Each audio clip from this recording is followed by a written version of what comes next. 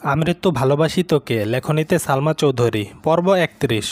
কিছুক্ষণ হলো পরীক্ষা শেষ হয়েছে। এত পরীক্ষার্থীর ভিড়ে আবিরের দৃষ্টি খুঁজছে সেই কাঙ্ক্ষিত ব্যক্তিকে। অবশেষে চোখ পড়ে তার অষ্টাদশীর পানে। দ্রুত পায়ে এগিয়ে আসছে, মুখে তার তৃপ্তির হাসি। খুশিতে জ্বলজ্বল করছে দুই আঁখি। এক নিমিষেই আবিরের দুশ্চিন্তা উধাও হয়ে গেছে। মেঘ কাছাকাছি এসে খুশিতে গদগদ হয়ে বলল, আলহামদুলিল্লাহ, পরীক্ষা ভালো হয়েছে। সঙ্গে সঙ্গে প্রশস্ত হলো আবিরের দুই ওষ্ঠ। ঠান্ডা কণ্ঠে বলল, আলহামদুলিল্লাহ। বাসায় কল দিয়ে সবার সাথে কথা বলা হয়েছে। আবির মেঘের দিকে তাকিয়ে প্রশ্ন করল, এখন কি বাসায় যাবি? বাসায় যাওয়ার কথা শুনেই মেঘের মনটা খারাপ হয়ে গেছে। ২৪ ঘন্টা বাসায় থাকতে থাকতে বিরক্ত হয়ে গেছে। কোচিংয়ে যাওয়া বন্ধ হওয়ার পর শুধু একদিন ভাই বোনদের সাথে ঘুরতে বের হয়েছিল। সেই থেকে বলতে গেলে ঘরবন্দি। মেঘের মন খারাপ দেখে আবির পুনরায় প্রশ্ন করল, ঘুরতে যাবি? সহসা মেঘ হাসি মুখে আবিরের দিকে তাকিয়েছে, কিন্তু হাসিটা কয়েক সেকেন্ডেই গায়েব হয়ে গেছে। মনে পড়ে গেল কিছুদিন আগের খাতা পুরানোর ঘটনা। যার মনে মেঘের জন্য বিন্দুমাত্র জায়গা নেই, তার সাথে কথা বলায় বেমানান। ওনার নাম লেখাতে যেই মানুষটা কয়েক মিনিটের মধ্যে সম্পূর্ণ খাতা পুড়িয়ে ফেলেছেন, সেই মানুষটার থেকে দূরে থাকাই শ্রেয়। মেঘ মাথা নিচু করে উত্তর দিল, না, বাসায় চলে যাব। আবির কপাল কুঁচকে কেমন করে চেয়ে আছে। আবির খুব ভালো করেই বুঝতে পেরেছে তার অষ্টাদশী অভিমান করে আছে। আবির গম্ভীর কণ্ঠে বলল, আগে চল খেতে যাই। তোর জন্য তাড়াহুড়োতে সকালে না খেয়ে বের হয়েছি, খুব খিদা লাগছে। আজ শহর জুড়েই জ্যাম, পরীক্ষার্থীদের ভিড়ে গাড়ি এক জায়গাতেই ঘন্টার পর ঘন্টা আটকে আছে। মেঘকে নিয়ে নাস্তা করে বেরিয়েছে। ১ ঘন্টার বিশাল জ্যাম পেরিয়ে বাইক ছুটছে নিরুদ্দেশের পথে। মেঘ দুবার জিজ্ঞেস করেছে কোথায় যাচ্ছি, কিন্তু আবির কোনো উত্তর দেয়নি। ঘণ্টা খানেকের মধ্যে পৌঁছে গেছে এক অপরূপ সুন্দর জায়গায়। উত্তরা ১৫ নম্বর সেক্টরের সুপরিচিত সেই জায়গার নাম দিয়াবাড়ি। দিয়াবাড়ি সবসময়ই বেশ জনপ্রিয়, তবে শরৎকালে কাশফুলের শুভ্রতায় এই স্থানের মাধুর্যতা কয়েকগুণ বেড়ে যায়। আকাশে যেমন সাদা মেঘেরা ঘুরে বেড়াচ্ছে, তেমনি প্রকৃতি জুড়েও সাদার মেলা। মুগ্ধ আখিতে কাশফুল দেখছে মেঘ। কাশফুলের শুভ্রতায় মেঘের মন ফুরফুরে হয়ে গেছে। গুটি গুটি পায়ে এগিয়ে গিয়ে আলতো হাতে কাশফুল ছুঁয়ে দিচ্ছে। এদিকে আবির বাইকে হেলান দিয়ে দুর্বোধ্য দৃষ্টিতে তাকিয়ে সেই দৃশ্য দেখছে। মুহূর্তেই আবিরের ঠোঁটের কোণে হাসির ঝলক দেখা গেল।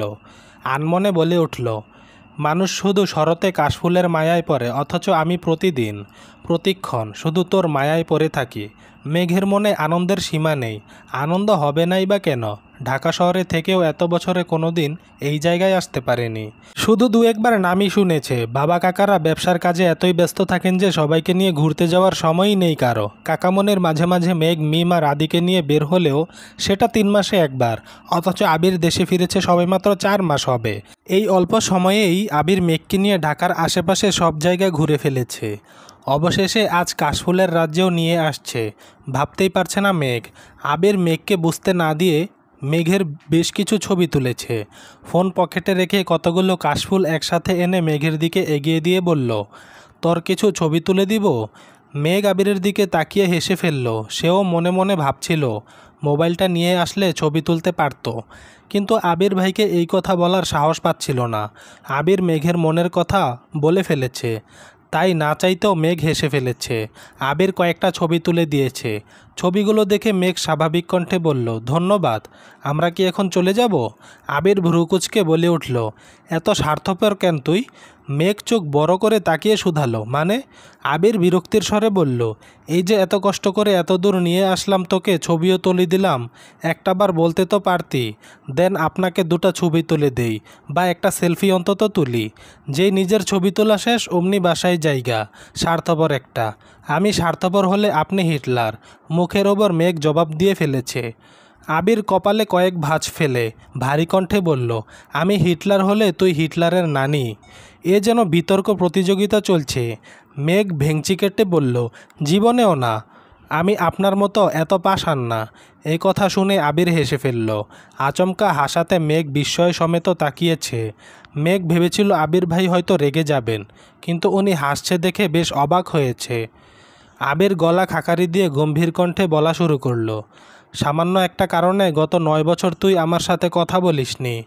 তুই ভুল করলে বড় ভাই হিসেবে কি তোকে শাস্তি দেওয়ার অধিকার ছিল না আমার? এই যে এতগুলো বছরে একটাবার কথা বলিসনি আমার সাথে, তখন একবারের জন্য কি নিজেকে পাষাণ মনে হয়নি তোর? হয়তো দেশে না ফিরলে এখনও কথা বলতি না। একবারও মনে হয়নি এই মানুষটার সাথে কথা বলা উচিত? তোর এই অসীম দূরত্ব সেই মানুষটার খারাপ লাগতে পারে ভেবেছিস কখনো? ভাবিসনি। মেঘ শান্ত চোখে তাকিয়ে আছে, ওষ্ঠদয় কাঁপছে তিরতির করে। আবির ভাইয়ের সাথে এত বছর একবারের জন্য কথা বলতে ইচ্ছে হয়নি তার, অথচ ওনাকে দেখার পর ওনার ভারী কণ্ঠে বলা এক একটা কথা, অনুভূতিহীন আচরণ, ক্রোধিত আঁখি তাকানোর স্টাইল, ঘন কালো চুল আর গাল ভর্তি ছোট ছোট দাড়ি দেখে ধীরে ধীরে প্রেমে পড়তে বাধ্য হয়েছে। আবির ভাই তো দেশে ফিরে আবারও থাপ্পড় দিয়েছে তাকে। কই, এবার তো সে কথা বন্ধ করেনি। রাগ অভিমান শেষে ঠিকই বারবার কথা বলেছে। এই যে সেদিন খাতা পড়ল, তারপরও আজ সেই মানুষটার সাথেই ঘুরতে এসেছে। তাহলে এত বছর কেন কথা বলতে ইচ্ছে হয়নি তার? মেঘ কিছু বলছে না দেখে আবির বাইকের দিকে চলে যাচ্ছিল। মেঘ আচমকা বলে উঠল, আপনার সাথে একটা ছবি তোলা যাবে? আবির মুচকি হেসে উত্তর দিল, হোয়াই নট। ঘোরাঘুরি শেষে বাসায় ফিরছে। মেঘের হাতে অনেকগুলো কাশফুল। তার খুব ইচ্ছে করছে এগুলো বাসায় নিয়ে মিম আর আদিকে দেখাবে, কিন্তু আবিরের করা নিষেধ, বাসায় নেওয়া যাবে না। বাধ্য হয়ে মানতে হলো আবির ভাইয়ের কথা। রাস্তায় দুটা পিচ্ছি মেয়েকে ফুলগুলো দিয়ে বাসায় চলে আসছে। সময় চলছে নিজস্ব গতিতে। মেঘের পড়াশোনার অন্ত নেই। সবেমাত্র ঢাকা বিশ্ববিদ্যালয়ের পরীক্ষা শেষ হলো। সামনে মেডিকেল পরীক্ষা। পড়ার চাপ যতটা মেঘের, ঠিক ততটাই জান্নাতের। প্রতিদিন ৩-৪ ঘন্টা সময় নিয়ে পড়ানো, নিজে প্রশ্ন করে মেঘের পরীক্ষা নেওয়া, সেগুলোর সমাধান করা। 15 দিনের মাথায় জগন্নাথ বিশ্ববিদ্যালয়ের ভর্তি পরীক্ষা। যতদিন না মেঘ চান্স পাচ্ছে ততদিন চলবে এই লড়াই। সপ্তাহখানেক পরে ঢাকা বিশ্ববিদ্যালয়ের ক ইউনিটের ফলাফল প্রকাশিত হয়েছে। মেঘের সিরিয়াল আসছে, সেই খুশিতে খানবাড়িতে উৎসব চলছে। প্রতিটা মানুষই মহাখুশি। তবে মোজাম্মেল খান তেমন খুশি হন না, কারণ ওনার ইচ্ছে মেঘ মেডিকেলে পড়বে। বিশ্ববিদ্যালয়ের প্রতি ওনার আগ্রহ নেই বললেই চলে। বাড়ির সবাই হইচই করছে দেখে এক সময় ধমক দিয়েই বললেন, মেডিকেল পরীক্ষা এখনও হয়নি, এত খুশি হওয়ার কিছু নেই, সামনে পরীক্ষা, পড়তে বসো গিয়ে। আবির রুমের বাহিরে ব্যালকনিতে দাঁড়িয়ে নিচে সবার হইহুল্লোড় দেখছিল। তবে মোজাম্মেল খানের ধমকে আজ আবিরের রাগ হচ্ছে না, বরং মেঘের চান্স পাওয়ার খুশিতে এসব সামান্য বিষয়কে সে পাত্তাই দিচ্ছে না। কিন্তু মোজাম্মেল খানের ধমকে মেঘের মন খারাপ হতে সময় লাগলো না। সিঁড়ি দিয়ে উঠে নিজের রুমে যেতে গিয়ে আবিরকে দেখেই থমকে দাঁড়ালো। শীতল চোখে তাকালো একবার।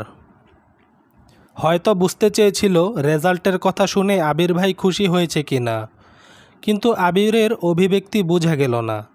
তাই মাথা নিচু করে মেঘ রুমে চলে গেছে। মেঘের পড়া যেমন থেমে নেই, তেমনি জান্নাত আপুরও ছুটি নেই। কিছুদিন পর মেডিকেল ভর্তি পরীক্ষা দিল। এবার আর আবির নিয়ে যায়নি, মোজাম্মেল খান নিজে গাড়ি করে মেয়েকে নিয়ে গেছেন। পরীক্ষা যেমনই হয়েছে, রেজাল্টের অপেক্ষায় আছে সবাই। কিছুদিন পর একদিন আবির আর রাকিব অফিসে কাজ করছিল।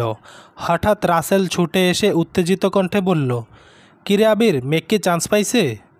আবির ল্যাপটপের দিকে তাকিয়ে থেকেই উত্তর দিল, ঢাকা ইউনিভার্সিটিতে হয়েছে, জগন্নাথে ওয়েটিং।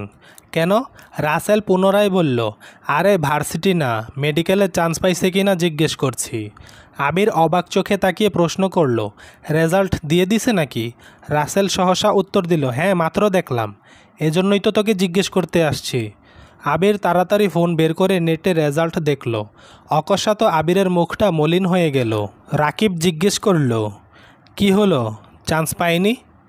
আবির ভারী কণ্ঠে উত্তর দিল, সরকারিতে আসেনি, প্রাইভেটে পড়তে পারবে। আবির সঙ্গে সঙ্গে তানভীরকে কল দিয়েছে। তানভীর ভাষায় নেই। আবির বসা থেকে উঠে রুমের মধ্যে পায়চারি শুরু করেছে। কি করবে বুঝতে পারছে না। বাসায় কি চলছে কে জানে। হঠাৎই মিমের কথা মনে পড়ল। তাড়াতাড়ি আকলিমা খানের নাম্বারে কল দিয়েছে। প্রথম কলটায় রিসিভ করল মিম। মায়ের ফোন বেশিরভাগ সময় মিমের কাছেই থাকে। মিম আর আদি মিলে গেম খেলে। মিম কল রিসিভ করেই সালাম দিল। আবির সালামের উত্তর দিয়ে ভারী কণ্ঠে বলল, বাসার কি অবস্থা? মিম চিন্তিত স্বরে বলল, চাচ্চু আপুকে বকতেছে, আম্মু আর মামুনি মিলেও থামাতে পারছে না।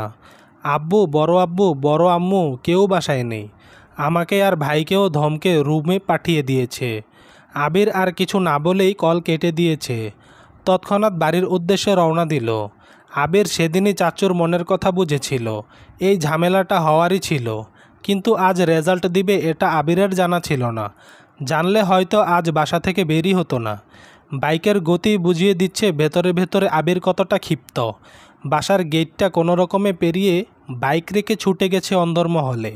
ড্রয়িং রুমে সোফায় বসে আছেন মোজাম্মেল খান, ওনার পাশে হালিমা খান স্বামীকে শান্ত করার চেষ্টা করছে। সিঁড়ির পাশে ভীত হয়ে দাঁড়িয়ে আছে মেঘ, চিবুক নেমে গলার সঙ্গে মিশে আছে। কান্নার তোপে সামনের দিকের চুলগুলো ভেজা গালে লেপ্টে আছে, দৃষ্টি তার ফ্লোরের দিকে। আকলিমা খান রান্নাঘরে, ভাসুরকে থামানোর সাধ্য নেই বলেই সরে পড়েছেন। আলী আহমদ খান মালিহা খানকে নিয়ে ডাক্তার দেখাতে গিয়েছিলেন, এখনও ফেরেনি। ইকবাল খান হয়তো কোনো কাজে বেরিয়েছেন। মোজাম্মেল খান তখনও রাগান্বিত কণ্ঠে বলেই যাচ্ছেন, তোকে এত আদর ভালোবাসা দিয়ে কি হলো? সরকারি মেডিকেলে চান্সটাই পাসনি। কত গর্ব করে সবাইকে বলেছিলাম আমার মেয়ে মেডিকেলে পড়বে। এখন আমি কোন মুখে বলবো যে আমার মেয়ে চান্স পায়নি? তোকে এতটুকু বলতেই আবির উচ্চস্বরে বলে উঠল, এই মেঘ রুমে যা। আচমকা আবিরের কণ্ঠ শুনে মেঘ কিছুটা কেঁপে উঠল। মোজাম্মেল খানও থেমে গেলেন। মেঘ মুখ তুলে আবিরের দিকে তাকিয়েছে, কাঁদতে কাঁদতে চোখ লাল করে ফেলেছে। মোজাম্মেল খান বাসায় ফেরার পর থেকে মেঘকে বকেই যাচ্ছেন, ঘুরে ফিরে এক কথাই বারবার বলছেন, এত আদরে থেকে এত সুযোগ সুবিধা পেয়েও মেডিকেলে চান্স পাসনি। ছেলে যেমন ভণ্ড, মেয়েটাও একই রকম হয়েছে। সামান্য একটা ভর্তি পরীক্ষাতে চান্স পেতে পারেনি, এই থেকে শুরু করে আর যা যা বলার ছিল সবই বলেছেন। অতিরিক্ত রাগে মানুষের বুদ্ধি লোপ পায়, তখন যা বলে তার বেশিরভাগই অহেতুক আর বিবেকহীন কথা। মেঘ সিক্ত আঁখিতে আবিরের দিকে তাকিয়েই আছে। আবির নিরেট কণ্ঠে পুনরায় বলল, রুমে যেতে বলেছি তোকে। মেঘ মাথা নিচু করে ফেলেছে, বাবার দিকে তাকানোর সাহস পাচ্ছে না। এতক্ষণ বাবার ধমক খেয়েছে, এখন আবির ভাইয়ের ধমক খাওয়ার তার ইচ্ছে নেই। তাই ধীরপায়ে সিঁড়ি দিয়ে উঠতে লাগলো। আবির কয়েক কদম এগিয়ে সোফার কাছাকাছি এসে দাঁড়িয়ে মোজাম্মেল খানের দিকে তাকিয়ে গম্ভীর কণ্ঠে বলা শুরু করলো, যা হওয়ার তা হয়ে গেছে। এমন তো নয় যে মেঘ চেষ্টা করেনি, আর এমনটাও নয় যে সে পাশ করেনি। আপনার যদি পড়ানোর ইচ্ছে থাকে তাহলে এত এত প্রাইভেট মেডিকেল কলেজ আছে, ওইখানের কোনোটাতে পড়াতে পারেন। মেঘ রুমে যেতে যেতে আবিরের কথাগুলো শুনেছে। আবির ভাই যে বাপের বকার হাত থেকে মেঘকে বাঁচাতে এসেছে, এটা ভেবেই মেঘ অবাক হয়ে যাচ্ছে। কিছুদিন আগে উনিই বলেছিলেন ঢাকা ইউনিভার্সিটিতে চান্স না পেলে পা ভেঙে ঘরে বসিয়ে রাখবেন, অথচ আজ সেই মানুষটার ভিন্ন রূপ। একটা মানুষের কত রূপই না থাকতে পারে। মোজাম্মেল খান রেগে বললেন, প্রাইভেটে পড়ানোর ইচ্ছে থাকলে মাস শেষে এত টাকা মেয়ের পড়াশোনার জন্য খরচ করতাম না। বাসা থেকে বের হলেই আশেপাশের মানুষ আমায় প্রশ্ন করবে, কেন চান্স পাইনি? কি বলবো আমি তখন? আবির দীর্ঘশ্বাস ফেলে বলল, আপনি কি চাইছেন এখন? ঘন্টার পর ঘন্টা মেয়েটার উপর রাগ ঝাড়লেই কি রেজাল্টে পরিবর্তন আনতে পারবেন? অ্যাডমিশন টেস্টের সময় একটা মানুষ এমনিতেই ডিপ্রেশনের মধ্যে দিয়ে সময় পার করে, সেখানে তাকে এভাবে কথা শোনাচ্ছেন? আজ আপনার যতটা কষ্ট হচ্ছে তার থেকেও হাজার গুণ বেশি কষ্ট হচ্ছে মেঘের। দিনরাত এক করে চান্স পাওয়ার জন্য পড়াশোনা সে করেছিল। বাবা মা হিসেবে ওকে সাপোর্ট করাটা আপনাদের দায়িত্ব ছিল, কিন্তু কি বলবো, আপনারা তো সন্তানের থেকেও সমাজকে বেশি প্রাধান্য দেন। কথাগুলো বলে আবির সিঁড়ি দিয়ে উঠে যাচ্ছে। মোজাম্মেল খান নিশ্চুপ বসে আছেন, ভেতরে ভেতরে এখনও রাগে ফুঁসছেন, কিন্তু আবিরের বলা কথাগুলোর প্রত্যুত্তর ছিল না বলেই চুপ করে গেছেন। হালিমা খানও শান্তস্বরে স্বামীকে বুঝাচ্ছেন। মেঘ বিছানায় উপুর হয়ে শুয়ে কাঁদছে, চুলগুলো এলোমেলো হয়ে ছড়িয়ে আছে। আবির একটু শব্দে করেই দরজা ধাক্কা দিল, কিন্তু মেঘের কোনো সারা শব্দ নেই। অবিরত কেঁদেই যাচ্ছে, এই কান্নার কোনো অন্ত নেই। আবির বিছানার পাশে বসে আস্তে করে ডাকলো, মেঘ। সঙ্গে সঙ্গে মেঘ একটু থামলো, তারপর আবার কান্না শুরু করলো। আবির আলতোভাবে মাথায় হাত রেখেছে, এলোমেলো চুলগুলো কিছুটা গুছিয়ে স্বাভাবিক কণ্ঠে বলল, তোর সাথে কথা আছে, ওঠ। মেঘ কাঁদতে কাঁদতে উত্তর দিল, আমার সাথে কথা বলতে হবে না, আপনি চলে যান। আবির গম্ভীর কণ্ঠে বলল, তোর সাথে কথা না বললে আমি যাব না। আমি 10 পর্যন্ত গুনব, এর মধ্যে মুখ ধুয়ে আমার সামনে এসে বসবি। মেঘ তবুও নড়ছে না। আবির ভারী কণ্ঠে বলা শুরু করলো, 1, 2। মেঘ তড়িঘড়ি করে উঠে ওয়াশরুমে চলে গেছে। মেঘের এই তড়িঘড়ি দেখে আবির মৃদু হাসল। মেঘ ফ্রেশ হয়ে আবির মুখোমুখি বসেছে। আবির মোলায়েম কণ্ঠে শুধালো, তুই কাঁদছিলি কেন? চান্স পাসনি বলে, নাকি চাচ্চু বকেছে তাই? মেঘকে নিশ্চুপ থাকতে দেখে আবির আবার শুধালো, তুই কি মেডিকেলে পড়তে চাস? পড়তে চাইলে বল, প্রাইভেটেই পড়াবো তোকে। কেউ রাজি না হলে আমি তোকে পড়াবো, শুধু বল পড়তে চাস কি না। মেঘ মাথা নিচু করে উত্তর দিল, জানি না। এই প্রশ্নের উত্তর নেই মেঘের কাছে, কারণ ছোটবেলা থেকে ভালো স্টুডেন্ট হওয়ায় জেএসসি এর পর সবার মতো পরিবারের কথায় তাকেও সায়েন্স নিতে হয়েছিল। আর সায়েন্স নেওয়া মানেই বাড়ির মানুষ ডাক্তার বানানোর স্বপ্ন দেখা শুরু করে। সবার স্বপ্নকে বাস্তবায়ন করতেই এতদিন সে চেষ্টা করে এসেছে। আবির শ্বাস ছেড়ে ভারী কণ্ঠে বলা শুরু করলো, দেখ, যদি এমন হয় ডাক্তার হওয়ায় তোর একমাত্র লক্ষ্য, তুই মন প্রাণ দিয়ে চাস ডাক্তার হতে, তাহলে তুই প্রাইভেটে পড়তে পারিস। প্রাইভেট থেকে পড়েও প্রতি বছর হাজার হাজার ভালো ডাক্তার বের হচ্ছেন। কিন্তু যদি মনে হয় ডাক্তার হওয়া তোর একমাত্র স্বপ্ন নয়, তুই সায়েন্স নিয়েছিস আর আশেপাশের মানুষ চাইছে তুই ডাক্তার হ, শুধুমাত্র তাদের ইচ্ছে পূরণ করতে মনের বিরুদ্ধে তুই ডাক্তার হতে চাচ্ছিস, তাহলে আমি বলবো কোনো দরকার নেই। কারো কথায় বা কারো চাপে নিজের ইচ্ছেকে কখনোই মাটিচাপা দিবি না। তোর যেখানে পড়তে ইচ্ছে করে তুই সেখানেই পড়তে পারিস। কে কি বলবে সেটা আমি বুঝবো। মেঘ নির্বাক চোখে চেয়ে আছে আবির ভাইয়ের মুখের পানে। আবিরের বলা কথাগুলো শুনে মেঘের চোখ আবারও টলমল করছে। তার আব্বুও তো কথাগুলো এভাবে বলতে পারতো। আবির তপ্তস্বরে পুনরায় বলল, পৃথিবীর মানুষ কি ভাবছে তাতে আমার কিছু যায় আসে না। তোর ইচ্ছেটাই আমার কাছে সবচেয়ে মূল্যবান। দিন শেষে আমি তোর মুখে মিষ্টি হাসি দেখতে চাই, কারো কথায় নয়। নিজে সিদ্ধান্ত নিবি তুই কি চাস। আবারও বলছি, তুই যা চাস তাই হবে। আবির চলে গেছে। আবিরের দেয়া সান্ত্বনাতে আর কিছু হলো কি না জানা নেই, তবে মেঘের কান্না থেমে গেছে। দীর্ঘ সময়ের অশান্ত মন শান্ত হয়ে গেছে। তবে এখন নিচে যাওয়ার কোনো ইচ্ছে তার নেই। লাইট অফ করে শুয়ে শুয়ে ফোন চাপছিল। বন্যার সাথে কথা হয়নি। বন্যাকে দুবার কল দিয়েছে কিন্তু কোনো খবর নেই। ফেসবুকে ঘুরতে ঘুরতে আবির ভাইয়ের একটা ছবি সামনে আসছে। এতদিন পড়াশোনার চাপে আবির ভাইয়ের আইডিটাও ঘুরে দেখা হয় না, তাই আজ সময় নিয়ে আইডিতে ঘুরতেছে। হঠাৎই চোখে পড়ল সামনে আবির ভাইয়ের জন্মদিন।